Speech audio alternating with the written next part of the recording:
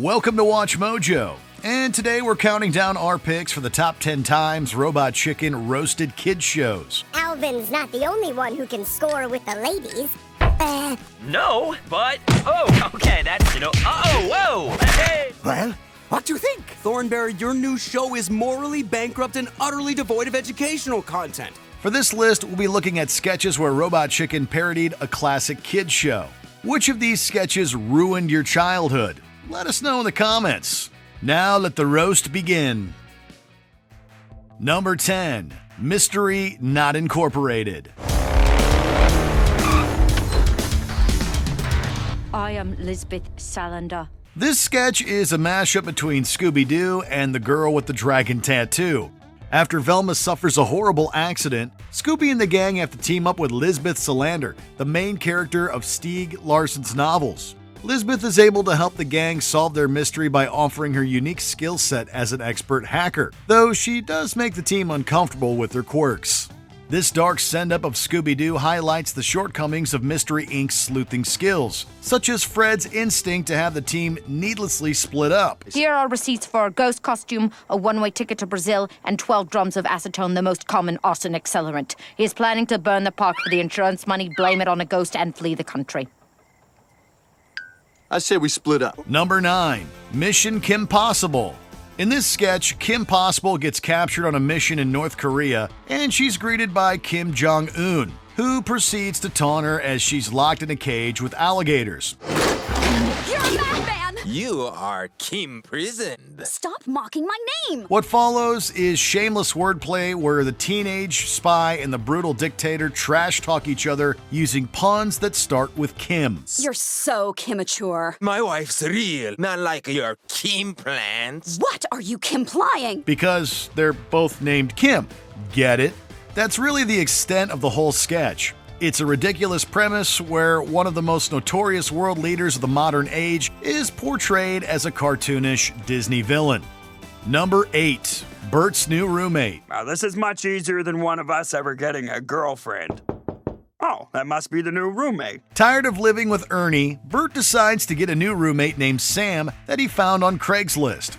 However, this is a regretful decision as Sam is delusional and far less considerate than Ernie. Sam is as disruptive as Ernie, but he's more disturbing when he pesters Bert. Do I have blood in my mustache, Bert?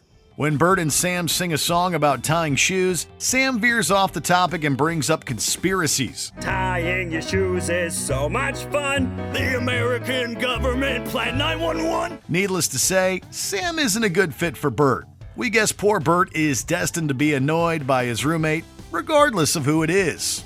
Number 7, Garfield at the Vet. We have some bad news. Oh, someone got a case of the Mondays. You have type 2 diabetes. Oh, Garfield! This is a grim sketch where Garfield's poor diet leads to his doom.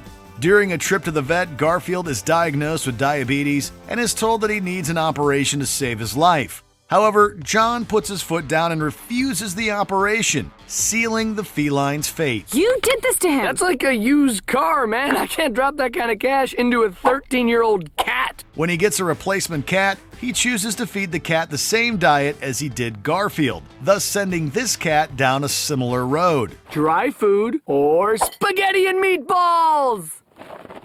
Excellent. I knew you'd make the right choice. This sketch puts the blame on Garfield's eating habits squarely on John, accusing him of being a bad pet owner.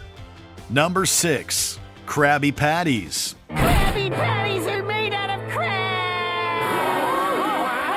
The formula to the Krabby Patty is a closely guarded secret, and this sketch offers an explanation as to why that's the case. SpongeBob barges in from the kitchen to reveal to diners at the Krusty Krab that Krabby Patties are made of crab, a reference to the 1973 classic sci-fi film Soylent Green. You gotta tell him, Soylent Green is people! He also accuses his boss, Mr. Krabs, of using one of his former employees as the meat for one of his Krabby Patties and feeding his customers their own kind. Fed us to us! Gonna pay you to kill us? You're disgusting! No! I'm the last honest man in Bikini Bottom! Now, Mr. Krabs is a cutthroat businessman who's obsessed with money, but surely he wouldn't resort to such business practices on the real SpongeBob, would he? Number 5. Dora the X-plorer. Years have passed since Dora was a child, and now she's a teenager about to celebrate her quinceañera. Dora! What? It's almost time for your quinceañera. I need you to run to the store. Fine.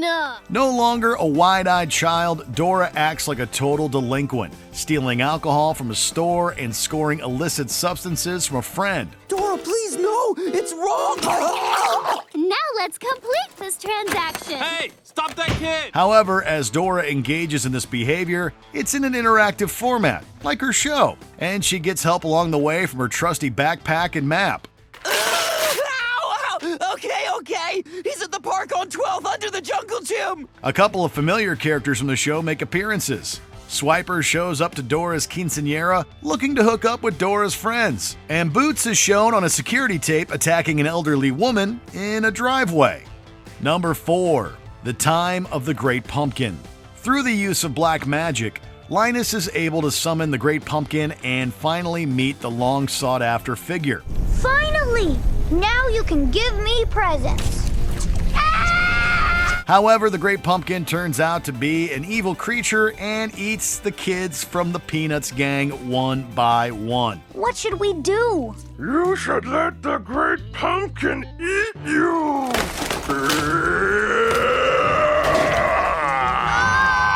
The sketch references several of the classic tropes from the Charlie Brown cartoons, from Lucy pulling the football to the adults who speak incoherently to the kids. What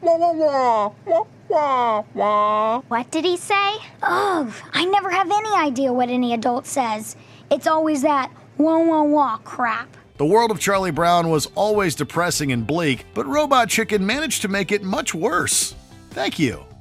Number 3. Undercover Smurf Boss.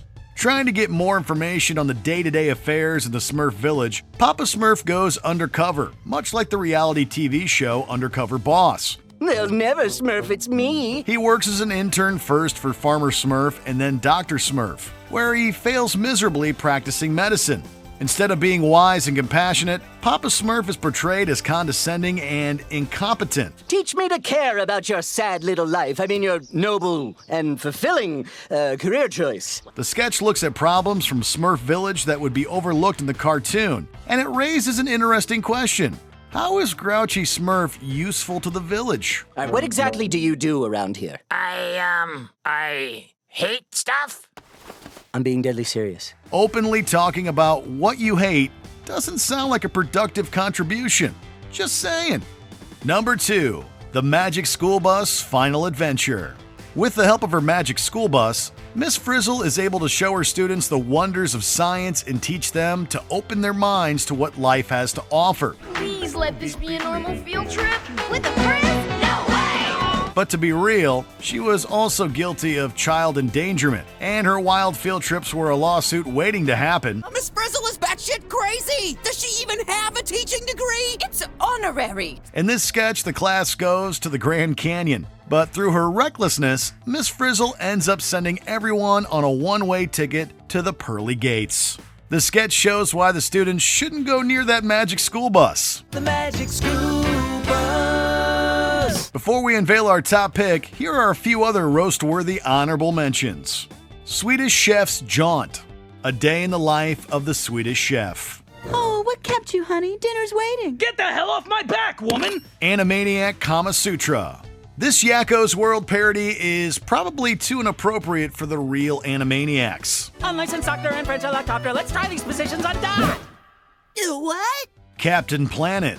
Ted Turner goes off the deep end and becomes Captain Planet. Is that Ted Turner? I think it is. What the hell's he doing? I don't know. He's on one of those zip lines. Oh, yeah. Is that what they're called? Zip lines? Yeah, zip lines. Yeah, I always thought Captain Planet! Pee-wee Takedown. It was only a matter of time before the police were called to Pee-wee's Playhouse. Go, go, go! Surrender! It's over! That's a secret word! You said it! Bloopers. Squirtle breaks character. This makes no sense at all! Say the line, Earl, or you get the gas. For the love of Christ, kids, go read a book or something!